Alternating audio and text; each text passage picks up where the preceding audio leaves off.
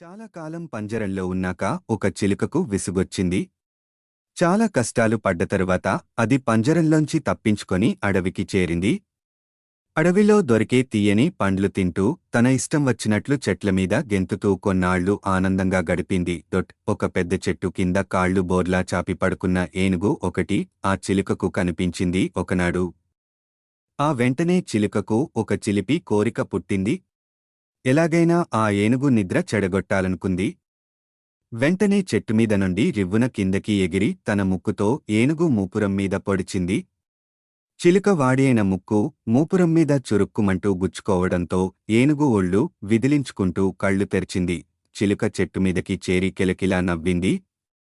ఏ చిలక, నా నిద్ర ఎందుకు పాడుచేశావ్ అంది ఏనుగు కోపంగా. ఊరికే అంటూ చిలుక మళ్లీ నవ్వింది. చేసేది ఏమీ లేక ఏనుగు మళ్లీ కళ్ళు మూసుకుని పడుకుంది.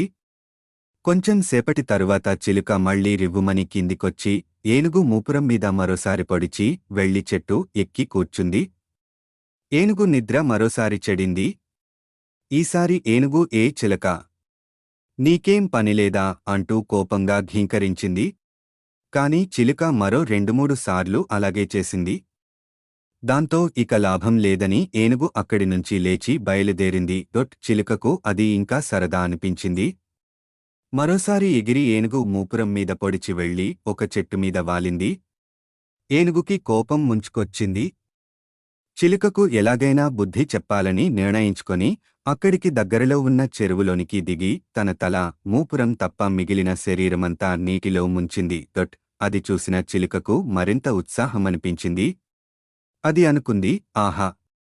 నాకన్నా 1000 రెట్లు బలమైన ఏనుగు కూడా నా దెబ్బకు భయపడిపోయి వెళ్ళి నీళ్లలో దాక్కున్నది చూడు అని. ఓ, ఈ పిరికి ఏనుగుకి మరోసారి నా దెబ్బ చూపిస్తా అనుకొని అది రివ్వున ఎగిరి ఏనుగు మూపురం మీద వాలి దాన్ని పొడవబోయింది. కాని చిలుక అలాగే చేస్తుందని ముందుగా ఊహించిన ఏనుగు అప్పటికే తన తొండల్లో నింపుకున్న నీటిని ఉఫ్ మంటూ చిలుక మీదికి చిమ్మింది. ఆ నీటి తాకిడికి ఉక్కిరి బిక్కిరి అయిన చిలుక ఇక ఎగరలేక ఆ చెరువులో పడి గిలగిలా కొట్టుకున్నది. దయగల ఏనుగు దాన్ని చూసి జాలిపడి దానిని ఒడ్డుమీదికి విసిరేసింది. చిలుకకు ఇక బుద్ధి వచ్చింది. తనను క్షమించమని అది ఏనుగును వేడుకొన్నది.